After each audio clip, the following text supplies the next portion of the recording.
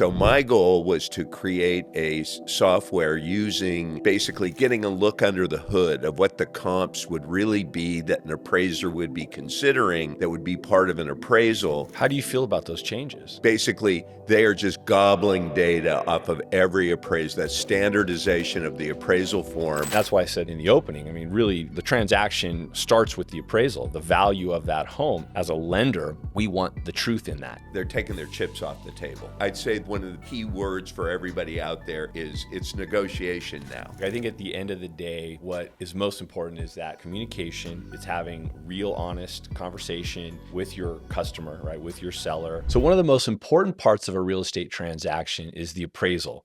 That's where everything starts as it relates to establishing a value. Today, we have with us one of the, I'm going to call him appraisal royalty here in Las Vegas. We have Brent Jones with us. Brent, welcome. Hey, thanks, Chris.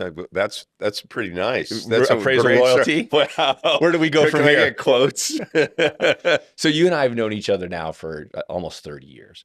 And I would really feel comfortable saying that you are one of the foremost authorities when it comes to appraisal. So one of the questions that I always have with people, and I never get the same answer twice, is how did you get into this business? Well, you know what? You'll like this because I actually worked for free in order to get my start. I had a friend of mine from high school in Northern California. His parents were appraisers. They moved down from St. George to follow builders. And so then he got interned and got his license. And I said, look, I need to do this too. So it was just during the early 90s when the refi boom just started happening. Rates were at 14. They were starting to move down to 10 and 11. We were just running like crazy. And in those days, we would get checks from the borrowers. So at the end of the day, we would go run to the banks and get everything. Make sure they cleared. make sure they were good. So you start off as an apprentice in some sort of an internship, right, and then graduate into a full-blown appraisal. So and that was just the beginning of that intern. It was in the early 90s. Okay. And to this day, it's still the same that if appraisers want to get in the game, or people want to become an appraiser, they've got to intern for a couple years. Creates somewhat of a barrier to entry because appraisers don't like assuming that liability, and the volume hasn't really, made that a need, if you would. Okay. So your trajectory, your career started then at the very early beginning stages as an intern, really learning the ropes. And then when I met you in the early mid 90s, you had your own company. Right. So at some point along the way, your entrepreneurial spirit kind of came in and you decided I'm going out on my own. Need for more money. Okay, good. And then of course you had a couple of guys there that were partners in that operation. Right. And so your kind of mission was to build relationships with loan officers, mortgage companies to establish your book of business. Right. And in those days we could do it freely. We could have relationships with loan officers, and we still do today, but it's limited now that the type of communication that we could have. In the old days, we might get the phone call, "Hey, are you on the team?" It can we get a higher value. The deal doesn't work. We would get a lot of that. We've got a lot of pressure. Yeah. And so when they came up with the HVCC, which was basically the demarcation line between and the firewall between appraisers and loan officers, that kind of communication very much came to a halt. How do you feel about those changes? You know what? Better. I mean, appraisers are allowed to do their job without, there was a lot of pressure in the day, and it wasn't confined to brokers or bankers. Look, if you weren't hitting values and deals were going sideways, you would be taken off lists or you would not be on a rotation. It happened all the time. So at that time, then your livelihood essentially was determined by the result of that appraisal. Absolutely. Yeah. Absolutely. Whether value was there or not. Good or bad. And I think Right. from a mortgage perspective, obviously it all, and that's why I said in the opening, I mean, really the transaction is, starts with the appraisal, the value of that home. Right. As a lender, we want the truth in that.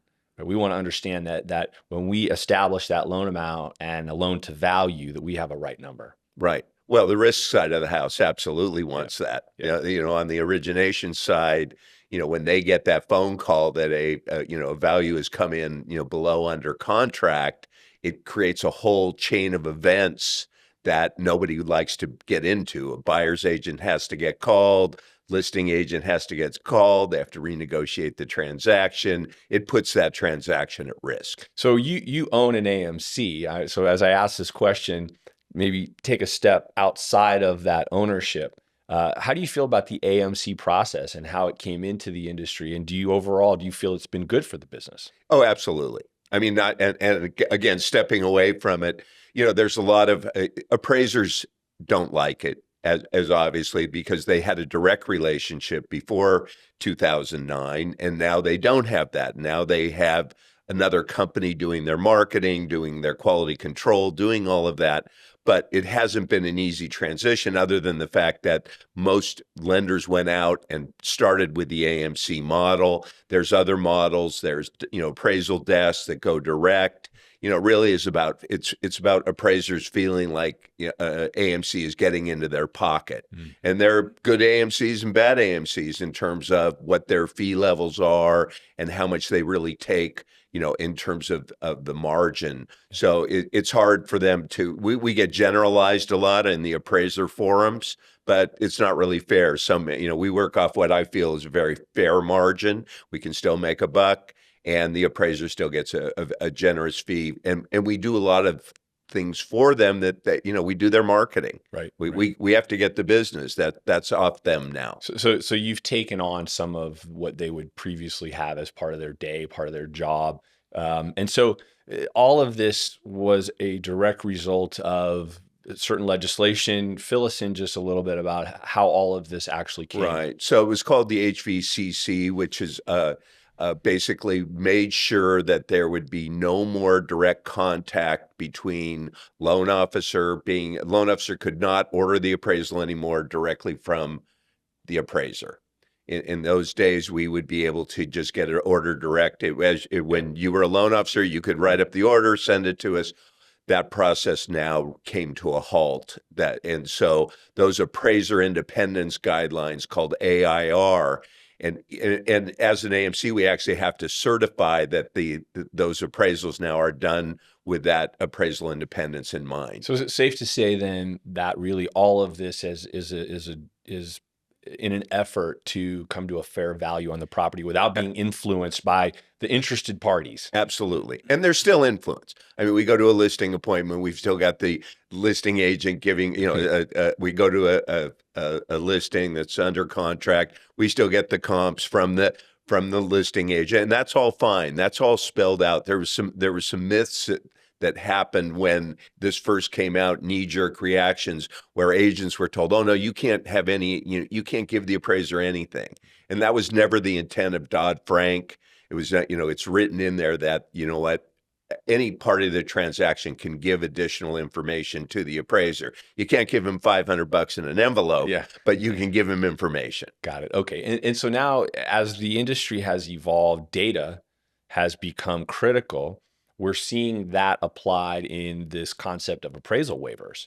So, first of all, maybe you can explain, one of the questions that I get is, how does, Fannie's AUS, LP, how are they determining whether or not the appraisal waiver can be applied or is eligible? Can you give us a little bit of insight as to how that absolutely. is determined? And so when and just to go back a little bit, so I had appraisal practice through 2009, and then this all happened, and then I ended up going to work for Fannie Mae started out as a field rep in Nevada here, and then was eventually promoted to a senior analyst for the Western U.S. And our team actually worked with the collateral underwriter model. We were the first testers of it, and what we would do is we would look at those results and basically determine whether or not it should be escalated for letter writing, to actually have repurchase requests. Okay.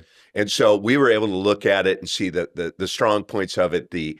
Basically they are just gobbling data off of every appraisal. That standardization of the appraisal form, they have reams and reams of data. They're absolutely part of the SSRs, those submission summary reports that underwriters get. They're able to see what comps came up on on Fannie Mae's radar. So, and that drives a lot of what we call the risk scoring. You know, with the risk score, every one of the appraisals that we submit into the system gets a risk score from Fannie and Freddie, five being naughty, one being good. Right. So basically the data is then pumping out a score to say, based on the work this appraiser has done, we assess a risk score of Right. 1 through 5. Right. Okay. Based on you know, proximity of the comps, based on any comps that weren't used, based on previous sales, because previous sales is what drove a lot of the issues when the market, you know, in 2008, 2009, we had the big REO market. A lot of it because homes had been flipped and flipped and flipped and flipped. So they made that previous sale a big driver of the risk scoring. So now, as we're seeing these appraisal waivers, like how do you see what's determining that situation? Right. And there's not a loan officer out there who doesn't like a good appraisal waiver. Of course. Okay. At my house, not so much. Okay. Of course. You know, I don't like those. But no, it's really a factor of, you know, what credit box are they in? How recently was an appraisal done on the property before? What kind of escalation and appreciation has there been? Okay. So those factors, and then, of course, equity position. So those are really the drivers of whether or not you get a waiver. And then, of course, loan type. You're not going to see them on cash out refis. You know, you're not going to see them on higher risk, you know, investment properties. You're going to see them on pretty vanilla, high credit score, big equity, you know, and it's about 10 to 15% of the market right now. We get stats on how often waivers are factored in, and just really about the availability of data. But what's interesting, what you said there, it's not just about the dynamic of that particular property, but it's also borrower based and it's product based. Absolutely. So really, it's the complete picture that will drive that, and the less overall risk that transaction, you know, has within it, right? The more likely you are to be a part of that 10 to 15% appraisal It's waiver. not just segregated out by property type or that makes sense, because that's a question that I get a lot. So I think really, you know, the industry has really changed based on the technology that's out there. You're talking about some massive companies that have entered the market of valuation, Zillow being one of them. So maybe talk a little bit about how that has changed things for you. Right. So now, as opposed to Zillow was the only, you know, name. Now there's homes.com. Now realtor.com even has 3 different AVM automated values on their site. So somebody comes in now, you can have 6 or 7 different automated values that could have a very wide divergence.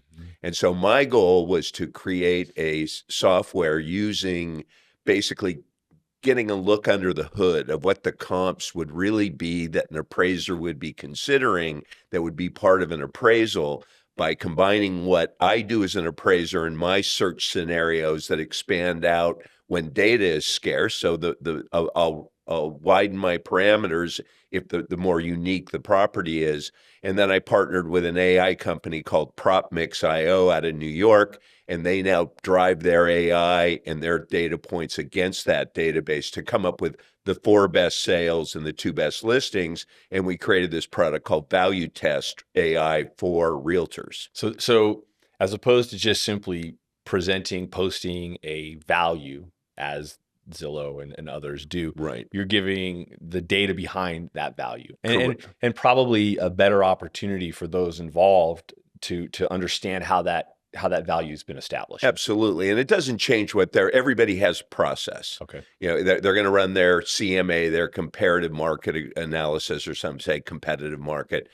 They're going to do that. Basically what this comes as is a double check, a validation for that, and a way for them actually now, with buyer's brokerage being a thing that they have to get signed, you know, commission agreements, and that they have to show their value. With this value test product, they're able to say, hey, I'm using AI in my pricing, and I'm also working with an appraisal research company that helps me get this information, and we're going to get the sharpest price when we go out and look for houses. So right now, most of that's being used in a purchase environment, but if and when interest rates do come down, you'll see that as used by, your average loan officer daily, So, right? and so the value test product is all MLS, permission driven. So they have to be users of the MLS. Okay. And we have agreements with 400 MLSs across the country. But we did just stand up a product called Comp Check, which, it kind of goes back to the old days because we used to get that, where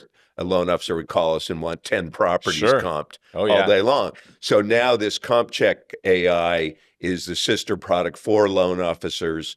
And basically what it does is it uses the same type of analysis against public record databases around the country. Wow. So pretty much the same data, little lag in timing because we have to aggregate all that information. But it's a great tool for really being able to get a loan officer to be able to troubleshoot whether or not there's enough equity in a deal on a refi. Now we have this new reconsideration of value policy that's going to be borrow initiated. They'll be able to use it for that to see if there's anything. And then the main thing is that they can use it to appraisal troubleshoot when they get a contract and be able to say to the agents, hey, do we have an issue? Sure. And guess what? We have this value test product you can use, and all of this is free, unlimited use for both loan officers and for agents. And a self-serve model. Self-serve model, absolutely, at on demand. So let's talk a little bit about the reconsideration process. So I'll kind of tee this up for you. All right. In the past, appraisal comes in, it's low. Flags go off. It's not low, it's under contract. It's below contract. Very good. Thank you. And so obviously the phone's ringing and hey, Brent, how can your appraiser wasn't right, your appraiser missed comps, right? That's typically the call you get, I assume. And from there, how do we get this to contract? What additional data can we provide? How do we get where we need to be? Right. Now that process is going to be different. Tell us how it's going to change. Right. So up until then, and these changes are coming October 30th. Some lenders are instituting them earlier. The bottom line is in the past, listing agent would be able to provide his comps to the loan officer. The loan officer would send it to the AMC. None of the parties in the transaction would know anything about it. Okay. Nobody would have gone to their seller yet. Nobody would have gone to the buyer yet. It was all handled by the professionals, if you would. Of course. Now the change is, and a lot of this was brought up because of there was a lot of chatter about bias in the appraisal process, and they wanted to make sure that the borrowers were represented in being able to make sure that their values are correct. And so now the rule will be that every reconsideration of value will need to be borrower initiated. And then on the lender side, your responsibility as an underwriter will have to review that request. So what this has done is that now when there's a low under contract appraisal, it's now going to have to be, the borrower's going to have to be told, the buyer's going to have to be told, they're going to have to make the decision as to whether or not they want their agent to provide an appeal, they want a higher value, or they want to just go ahead and say, oh, nope, we don't want to pay more. Now let's negotiate. So really what we see is over the years, a push towards transparency and really involving the consumer, which I think is important. Right. At the end of the day, this is the largest single transaction that most people will ever do in their life. So to have that transparency, to know that if there's an issue that they're involved in the process, I think that's a good change. Oh, it's absolutely. Although the processing problem, could delay some closings. Before we could get this done in a few hours. Have the appraiser take a look, make a decision whether he missed something, have it back. Yeah. Now we're going to be adding 3 to 4 days minimum between all the turns between the processor getting it to the underwriter having a backlog of them if they're, depending on the incidence of how many of these are coming across their desk. Yeah. So it's just it is better. Yeah, I mean, all day long. Nobody likes delays, but if you believe in the thought process, if you believe in the concept of transparency, this is a positive move forward in my mind. Right. How do you think it will impact the typical appraiser as they're finishing that report, knowing that there is a different set of kind of hurdles to overcome? Yeah, actually, they're gonna like this. Okay. I believe.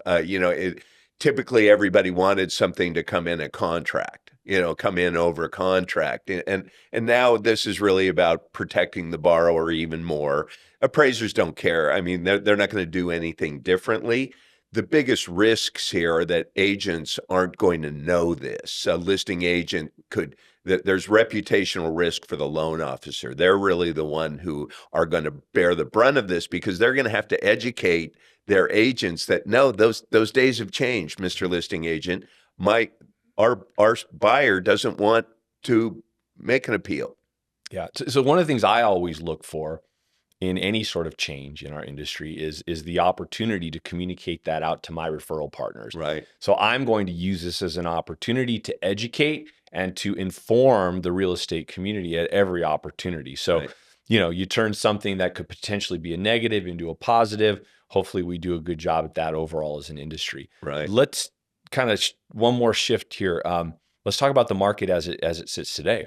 I think there's been some dramatic changes. Oh. Right. I mean, so we have really been, I think, for the last, I don't know how many months, 3-4 years ish, give or take, been talking about, under inventoried. I have meetings with public builders who say, as a country, we could be 7 million plus homes under inventory to support the demand for housing. Well, an elevated interest rate environment has really put the consumer in a position where they're not in a hurry. They are not pressured to make a decision on any home. Right. Inventory is starting to build. Days on market is starting to add up. In general, what are you seeing across the country? Right. And I think because we've had such an increase in the amount of equity that home sellers or potential home sellers have, they're trying to get they're taking their chips off the table. I think that's what's driving a lot of the inventory increases. Okay, so you're saying that as a consumer, I'm eyeballing that, tens of thousands of dollars of equity that I've gained over the last couple of years, and I want to grab that. Right. As a home seller, right. So what's driving Las Vegas, for instance? I mean, we were at the 4,700 mark for available homes for so long. I mean, it was getting boring. Yeah. How many months is that, by the way? Huh? How many months is that, by the way?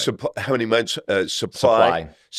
You know what? We got down to about a month and a half, 2 months supply. Okay. There was a couple thousand homes being sold a month. Yeah. And so now we're at 7,000, Okay. over 7,000, with not that many more homes being sold, maybe about 2,600. So we're now getting closer to a 3-month mark. 3 to 4 months mark. And right. where do we consider, what do we consider a healthy buyer balance between buyer seller? Right where I would say right where we are. Okay. Right. And so what we're seeing, and I'll preface that because the lower the price point, the more of those numbers are lowered in terms of months of supply. I mean, when you have FHA financing, first time home buyers, you have that driving, certain segments of the market. I usually kind of bifurcate under 400,000 and look at above 400,000 kind of to see where those markets are a little bit different. So okay. And they are different. They are different, and there's more multiple offer activity in the lower price level. There's more multiple offer activities in the higher desire. No, I can't use the word desirable. The master plan communities, where people, they're buying school district, they're buying amenities, they're buying master plan, HOA. Sure. They want that type of lifestyle. Well, we tend to kind of, paint with a broad brush here, broad stroke over this whole thing. But you're right. There are very unique dynamics within communities, within areas of a city that will change. Oh, and there are always going to be higher demand areas. Right. You can see it down to certain neighborhoods when homes come up. That they will go quickly. But in general, right now, we are seeing homes on the market longer. Absolutely. Okay. And what we're seeing also now in terms of the appraisal, we're seeing more offers below list, in where those homes have been sitting, especially in the higher price. We're seeing more negotiation, if you would. Some of that may be fueled now by the new NAR settlement with, all of the commissions being negotiated and whether or not sellers are willing to pay commissions. We're seeing, seller concession. We're seeing all of these kind of different iterations of contracts now, just depending on price level of the property, how much interest there are, whether there's multiple offer situations. Yeah. So it's hard to generalize it, but it's becoming, I'd say one of the key words for everybody out there is it's negotiation now. Right. It's kind of the Wild West. And that's really the biggest thing we've seen because, again, the public has been informed on this, that, this NAR commission settlement was a big deal. It's been all over the place.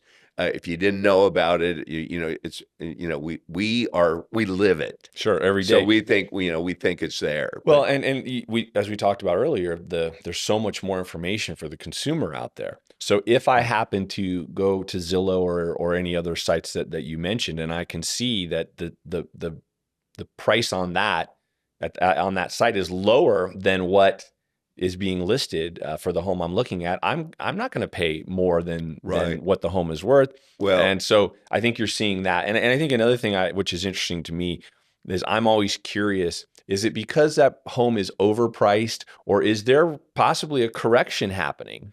Well, so I think what a lot of people don't realize is that the minute a house gets listed, the Zestimates and the other automated values will all kind of magically rise up to that listed value. So that's not really a good indicator. I think really days on market, if your home isn't selling in this market, it's either because of price or condition. Yeah. And so those are the two, there's plenty of buyers out there. You've got to be priced right, and you got to be able to have, and not in all cases, because everybody's watched too much HGTV where they want to knock down walls. Yep. So, it's hard to generalize, but the more turnkey the property, usually that's the one that sells the quickest and at the highest price level. So if I'm a listing agent, what should I be looking for? I think, typically the seller wants to set a record in their neighborhood or sell for the next, whatever that next little level of value might be. Right. Is it that, or should we be looking at what sold most recently that is most like the property that I'm listing? What advice would you give there? Right. So, obviously looking at the listings, what's currently on the market, and being able to say to your seller, hey, which one do you want to be here? We got a model match at 700,000. Do you want to, our houses are pretty much the same. You want to sell first, or you want to sell after him? Mm-hmm. That's the first question. Then the second question is, here, let's look at the comps and see that they support both those levels. Yeah. And if they don't, let's at least have the conversation that we may have an appraisal gap if we do get somebody to go under contract at this price level. So I think it's all about setting expectation. Just the same discussion with concessions. You know what? Did your seller down the street have to pay for buyer's closing costs in order to get the house sold? We may have to do the same thing. Right. I think at the end of the day, what is most important is that communication. It's having real, honest conversation with your customer, right? With your seller, right? Having access to data so that you can show them the real information and really come in with a presentation that's dialed in, using all of the technology available, not just simply going with what the seller is expecting. Absolutely. Because I think that's where the problem starts. Right. And more so now than ever, I watch a lot of the online, as we all do, the LinkedIn, and we get a lot of real estate, the strategists and all of this. And basically for a loan officer now, this could be looked at as kind of a seismic moment here to be able to go in and really partner with your agent, really become a part of their presentation on the buyer side, to be able to say, hey, whether it's the value tools that we're giving, whether or not, because every deal now is going to be about deal structure. Mm-hmm. It's about getting the right amount of concessions that you need to get the loan done, getting the commissions paid for, and having a net to seller that is going to be acceptable to that seller. Yeah. Those three things now are becoming more critically important as all of these now it's everything's negotiable. Yeah. Well, So and becoming a part of the realtor's process, their job did not get any easier. Their job got much more difficult because before that commission was negotiated for them by the seller. Right. Now they have to show their worth in every transaction before they go out and show a home. Yep. It's no longer I'm free and be, or, you know, I'm not of any cost to you. Now it's here, let me show you the things I do, and let me show you the things that my referral partner, loan officer, is going to do for us before we even go out and look for houses. I think that's a great point. We've been talking a lot about being a part of that value proposition. So as a buyer's agent, I'm sort of digesting this change. And if I'm doing my job, I have to be thinking about, you know, what am I going to bring to the table that's going to justify the commission that now I have to pay, Right. or the consumer has to pay. I mean, in the past, it was, you know, hop in the car, don't worry, the seller's paying this for me. Right. And I Yeah. think you're right. This is a unique opportunity for us on the lending side to become part of that team that presents a very strong value proposition. Right. And look, at the end of the day, we all need to get better at what we do. Right. The Right. good players out there are the ones who are going to do very Right. well and probably thrive in this new environment. Right. Yeah. Yeah. And the pre-qualification process now is going to become more important. And especially as, you know, agents are going to show houses perhaps that sellers aren't going to, you know, aren't going to pay the buyer's broker. So all of those different scenarios have to be really taken into account with that concession figure and with what the funds available for that buyer are, and setting the expectation of how much house can you really afford out there. Because what you don't want to do is start having them fall in love with houses that they can't really afford, because that 3% in commission that now the seller isn't going to pay, that would have to come out of their proceed or come out of their bank account, may create some ill will there by not showing them the right houses that they can actually move into. Yeah, I mean, again, we all have to get better at what we do to make Right. this work. Let me finish by asking you one kind of, the $1 million question. What do you see for real estate in the next 24 months? Are you bullish or are you not? Murky is the crystal ball, my Okay, friend. all right. I watch inventory every day if you're an agent listening to this, you know what? I look at inventory level twice a week. That's my guide as to what's going on. At the end of the month, I look at how many homes are sold. I want to look at days on market. If I see extensions in that, I want to try and understand where interest rates are. All of those things are different drivers of, where I see the market going. And I think interest rates are probably the wild card out there. That's right. Yeah, because absolutely. that could quickly shift the dynamics of the market.